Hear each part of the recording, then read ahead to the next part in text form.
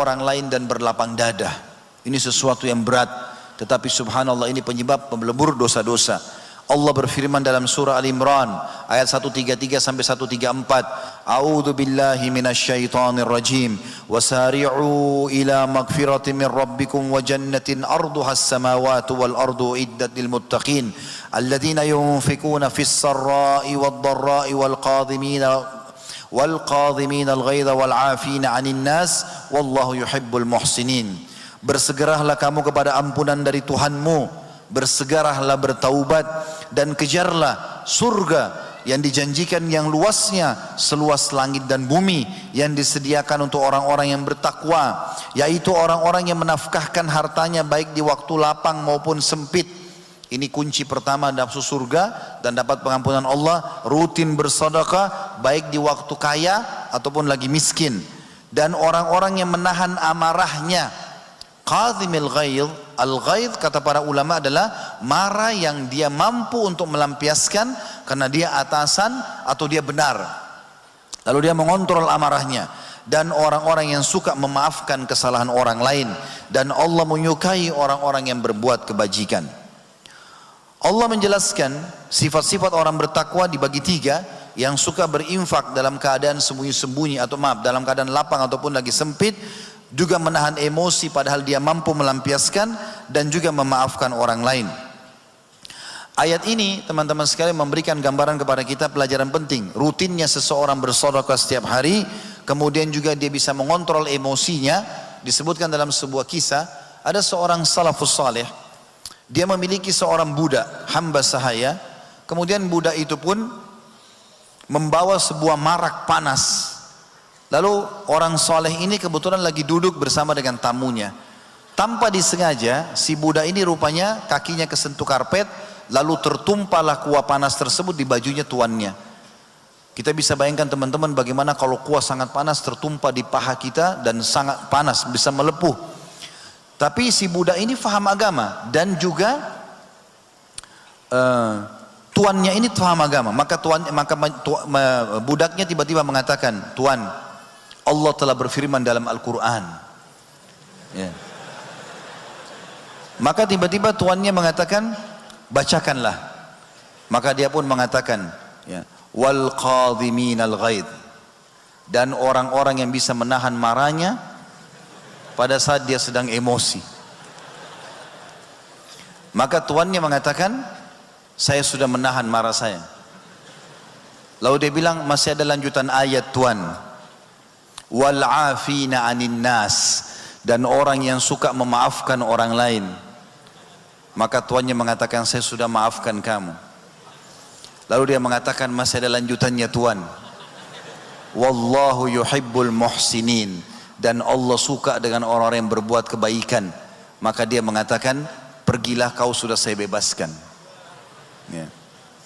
Tapi di sini teman-teman sekalian kita bisa lihat bagaimana iman seseorang bisa mengontrol orang lain untuk memaafkan. Tentu teman-teman sekalian, memaafkan ini juga ada contoh yang lain yang turun kepada Abu Bakar radhiyallahu anhu. Ayat Al-Quran dalam surah An-Nur ayat 22 yang berbunyi, "A'udzu billahi minasyaitonir rajim, wa la ya'tali ulul fadli minkum was-sa'ati an yu'tu ulil qurba wal masakin wal masakin wal muhajirin fi sabilillah wal ya'fu wal yasfahu ala tuhibbuna yaghfirallahu lakum wallahu ghafurur rahim." Dan janganlah orang-orang yang mempunyai kelebihan dan kelapangan di antara kamu bersumpah bahwasanya mereka tidak akan memberi bantuan kepada kaum kerabatnya, orang-orang miskin dan orang-orang yang berhijrah pada jalan Allah, dan hendaklah mereka memaafkan dan berlapang dada apabila kamu tidak ingin bahwa Allah mengampuni, apakah kamu tidak ingin Allah mengampuni dosa-dosamu, dan Allah Maha Pengampun lagi Maha Penyayang.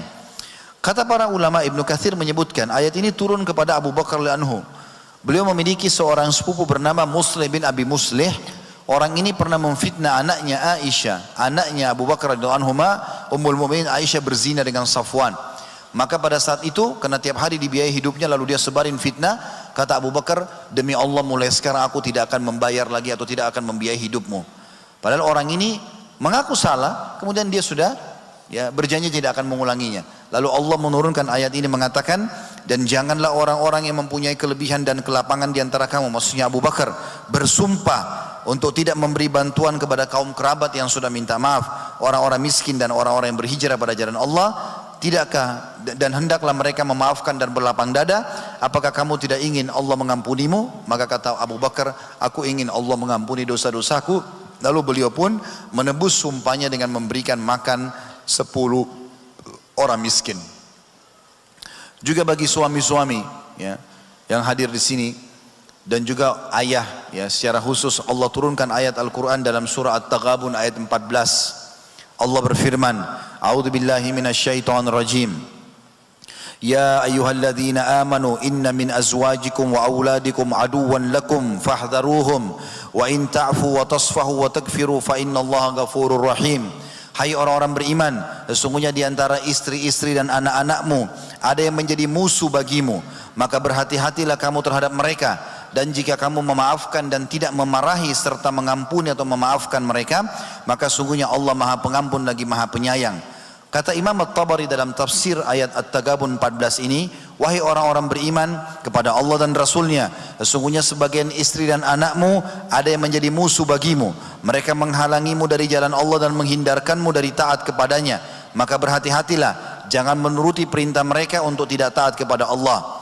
Diriwayatkan hadits ini turun kepada kaum yang ingin masuk Islam dan hijrah tapi dihalang-halangi oleh istri dan anak mereka.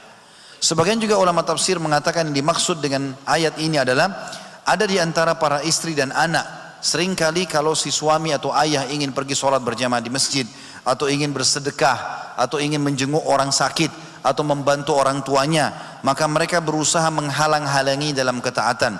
Dalam ayat ini Allah memerintahkan untuk tidak mematuhi mereka dalam kemaksiatan itu, tetapi tetap memaafkan mereka.